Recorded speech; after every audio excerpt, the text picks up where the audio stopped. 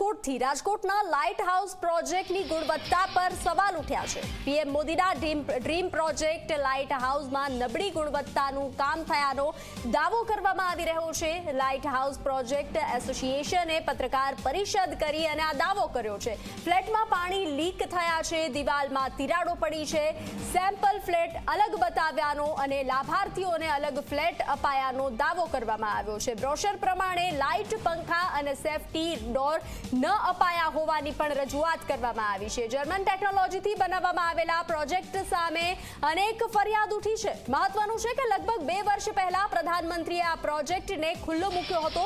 કુલ 1144 flat બનાવવામાં આવ્યા છે અને ફ્લેટ 3,20,000માં આપવામાં આવી રહ્યો છે। ત્યારે રાજ્યના એકમાત્ર લાઇટ હાઉસ પ્રોજેક્ટમાં ગુણવત્તાવાળું કામ ન થતા મધ્યમ વર્ગના ફ્લેટ ધારકો પરેશાન જોવા મળ્યા છે।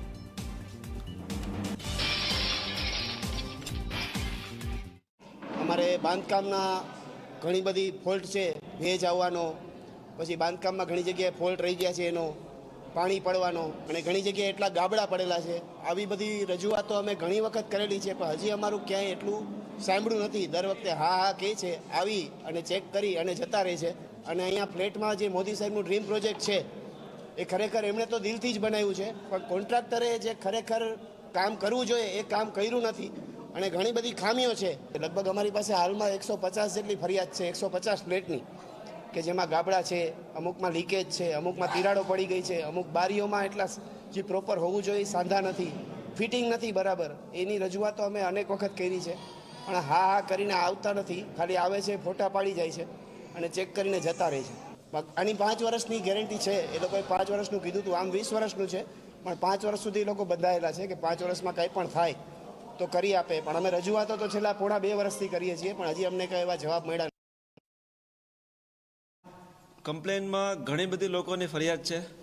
ઘણા બધા લોકોને ઘરમાં પાણી, વરસાદ નથી તોય ઘરની અંદર પાણી આવે છે, તિરાડ પડી ગઈ છે।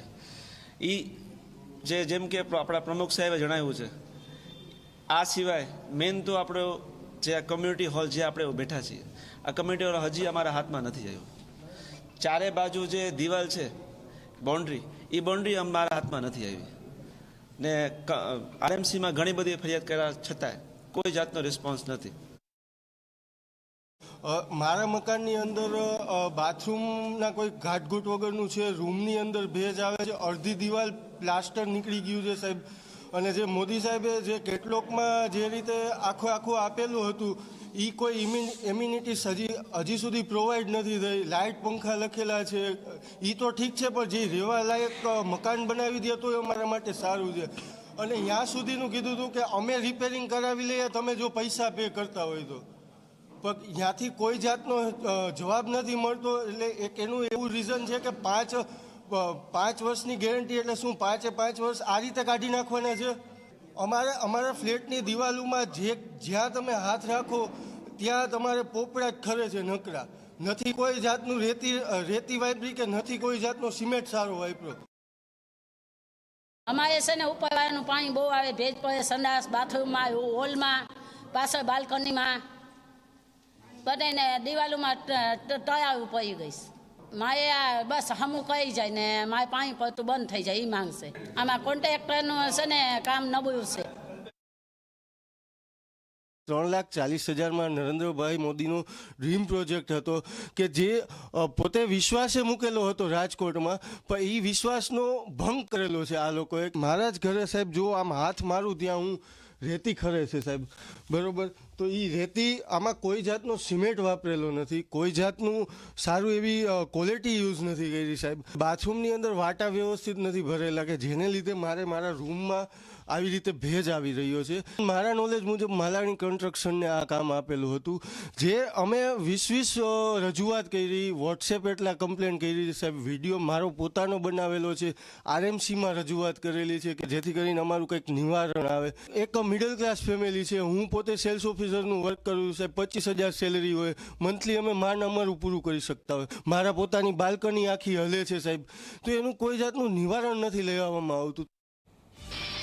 તો લાઇટ હાઉસમાં સમસ્યા મામલે સ્થાનિકોની રજૂઆત પર ધારાસભ્ય દર્શિતા શાહે નિવેદન આપ્યું છે.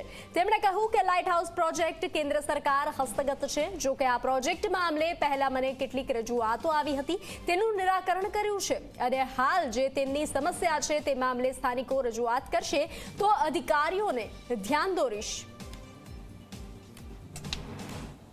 એ વિસ્તારના ધારાસભ્ય તરીકે ત્યાં લાઇટ હાઉસમાંથી મને વિસ્તારવાસીઓની ગયા વર્ષે 2-3 રજૂઆત આવેલી હતી કે ત્યાં આંગણવાડીની જરૂરિયાત છે, ત્યાં પાણીના અને ડ્રેનેજ લગતના પ્રશ્નો છે અને ત્યાં એ લોકોની કોમ્યુનિટી હોલ તે લાઇટ હાઉસના ધારકોને સોંપવામાં આવે એવી એમની રજૂઆત હતી. જે સંદર્ભે મેં કમિશનર સાહેબનું ધ્યાન દોરીને ત્યાં અત્યારે આંગણવાડી પણ ચાલુ છે અને ત્યાં પાણીના પ્રશ્નનું પણ નિરાકરણ કરી દીધું છે અને ડ્રેનેજના પ્રશ્નનું પણ નિરાકરણ કરી આપ્યું છે. આ સમગ્ર પ્રોજેક્ટ સેન્ટ્રલ ગવર્મેન્ટ હસ્તકનો છે અને સેન્ટ્રલ ગવર્મેન્ટના માધ્યમથી જ આ સમગ્ર પ્રોજેક્ટનું મેન્ટેનન્સ ને બધું થતું હોય છે. એટલે છતાં પણ એ લોકોનો કાંઈ પણ પ્રશ્ન હશે, એ લોકોની કાંઈ પણ રજૂઆત હશે તો જરૂરથી મારી પાસે રજૂઆત આવશે તો હું એનું યોગ્ય જગ્યાએ અને રજૂઆત કરીને એનું યોગ્ય નિરાકરણ જલ્દીથી જલ્દી થાય એવા ચોક્કસથી પ્રયત્ન કરીશ. સમાચાર